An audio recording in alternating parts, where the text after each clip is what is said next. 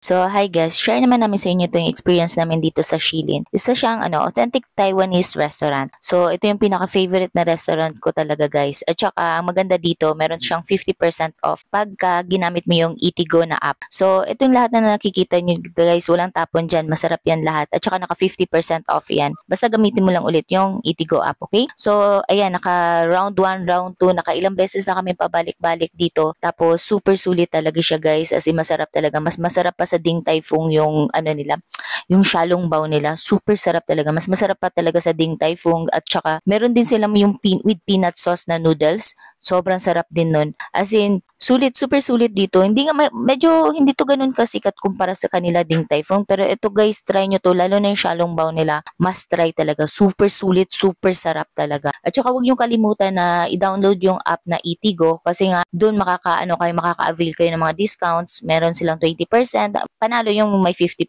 guys. So, naka-schedule kasi yun guys. Kaya nyo makukuha yung 50% off. So, ayan, i-try nyo to guys as in, hindi nyo pagsisisihan. Lahat yan guys, sobrang sarap. At saka marami siyang selections dyan na naka 50% off. Yung mga drinks hindi kasali sa 50% off. At saka may ilan lang, 5 lang yata na putahe na hindi kasama sa 50% off. So, must try to guys. At saka sa Ayala Mall pala, meron pala mga free shuttle dyan. So, ayun, hindi pa namin na-try pero ayun, may nakalagay dyan ng mga free, libreng sakay. Yun. So, ayan. Guys, bawal pala ang takeout dito kapag gumamit ka ng Eatigo app. Di ba may discount yon? So, yung discount na yun for dine-in lang, tapos kailangan ubusin kasi pag may natira, babayaran mo yung yung, kung ano ba yung natira mo, babayaran mo siya as a regular price talaga.